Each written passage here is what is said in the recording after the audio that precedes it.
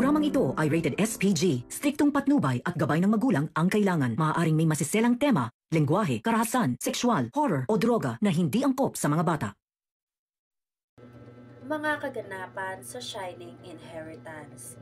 Sa pagdiriwang ng grand opening ng bagong restaurant ni Ina, tila nag-uumapaw ang mga emosyon at tensyon sa paligid. Ang lahat ay abala sa paghahanda. Ngunit ang pagdating ni Joanna ay nagdulot ng gulo at kaguluhan. Hindi makapaniwala si Joanna na si Ina, ang kanyang matagal na kaaway, ang nagmamay-ari ng restaurant na ito. Sa kanyang isipan, puno ng tanong, paano nagkaroon ng ganitong klaseng restaurant si Ina? Paano siya nakapag-umpisa ng negosyo kahit wala siyang trabaho? Ang mga katanungang ito ay nagdulot ng pagdududa at inggit kay Joanna. Habang nag-iisip o nag-uusap ang mga tao sa paligid, nagulat ang lahat nang sabihin ni Francis na si Ina talaga ang may-ari ng restaurant. Ang mga mata ni Yuan ay puno ng pagkalito. Nagtataka kung saan kumuha ng pondo si Ina para sa kanyang negosyo. Sa kabila ng lahat ng pang-aapi at pangmamaliit na naranasan niya mula sa grupo nila Joanna, nagpasalamat pa si Ina sa mga ito. Para sa kanya, ang mga pagsubok na ito ang nagbigay inspirasyon sa kanya upang lumaban at itaas ang kanyang sarili. Nang makita ang sitwasyon, napahiya ang grupo ni Joanna. Si Yuan na nag-aalala para kay Joanna ay nagmungkahi na umalis na sila sa restaurant ni Ina. Ngunit si Joanna, puno ng determinasyon, ay hindi basta-basta susuko. Para sa kanya, hindi siya maaaring mapaalis ng isang ina na tila nagbabalik mula sa pagkatalo. Ang kanyang pagnanais na ipakita ang kanyang lakas at kakayahan ay nag-udyok sa kanya na manatili. Samantala, si Amy ay nagbalita sa mami niyang si Lani tungkol sa pagbabalik ni Ina. Ang balitang ito ay nagdulot ng pag-aalala kay Lani na hindi makapaniwala na muling babangon si Ina at lalaban sa kanila. Sa kanilang isip, akala nila ay napatumba na nila si Ina. Ngunit ngayon, tila nagbabalik ito ng may mas malaking lakas at determinasyon. Si Attorney Charlie na nagmamasid sa mga pangyayari ay nag-isip kung sino ang maaaring benefactor ni Ina. Ang kanyang pag-aalala ay nag-udyok kay Joanna na sisihin si Ina sa lahat ng mga negatibong review na natatanggap ng kanilang restaurant. Sa kanyang galit, sinulsulan ni Lani si Joanna na ipagpatuloy ang laban.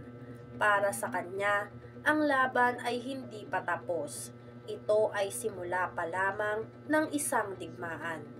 Habang nag-iisip si Joanna kung paano niya maipapakita ang kanyang lakas, nagdesisyon siyang pagtuunan ng pansin si Ina. Sa kanyang isipan, ang kanyang kumpanya at ang kanyang reputasyon ang nakataya. Sinabi ni Lani na dapat unahin ni Joanna si Ina dahil nandiyan naman si Attorney Charlie para patakbuhin ang kanilang negosyo. Ang galit ni Joanna ay nagbigay daan sa kanyang pagnanais na ipakita na hindi siya basta-basta matatalo. Sa gitna ng laban, nagkaroon ng tensyon sa pagitan ni Joanna at Yuan. Si Yuan na nagmamasid sa bawat hakbang ni Joanna ay nag-aalala na baka magdulot ito ng kapahamakan sa kanilang restaurant. Ngunit si Joanna na puno ng determinasyon ay nagpatuloy sa kanyang plano. Para sa kanya, mas mahalaga ang dami ng customer kaysa sa kalidad ng pagkain. Habang naglalaban ang dalawang restaurant, unti-unting napansin ni Joanna na ang kanilang serbisyo ay hindi na kasing ganda ng dati. Ang mga customer ay nagreklamo na sa tagal ng serbisyo at sa kalidad ng pagkain. Ang mga reklamo ay nagdulot ng pag-alala sa kanilang negosyo at unti-unting nawala ang mga customers nila.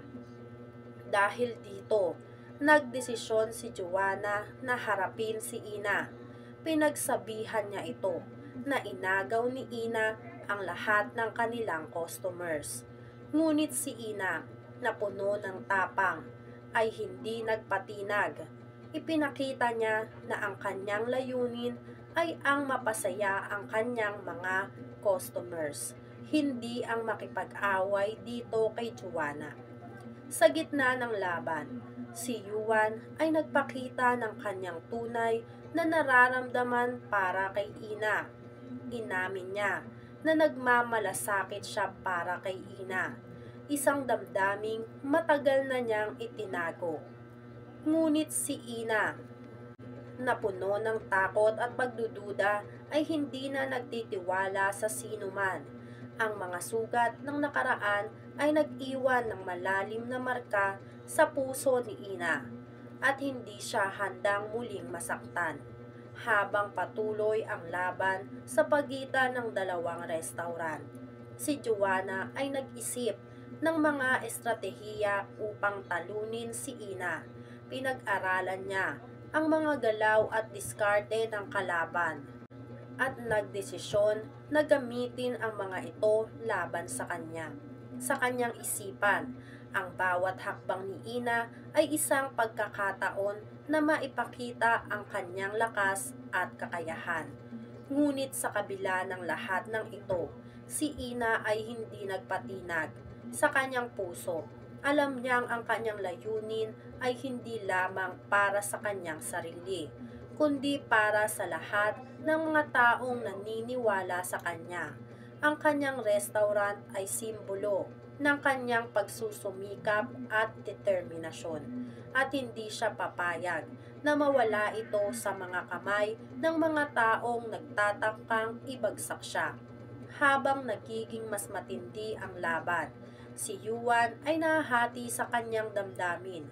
Ang kanyang pag-amin kay Ina ay nagdulot ng pag-aalinlangan sa kanyang isip. Paano siya makatutulong kay Ina kung siya mismo ay nahihirapan sa kanyang nararamdaman? Ang kanyang pag-ibig kay Ina ay nagbigay sa kanya ng lakas, ngunit nagdulot din ito ng takot na mawalan siya ng pagkakataon na ipakita ang kanyang tunay na nararamdaman.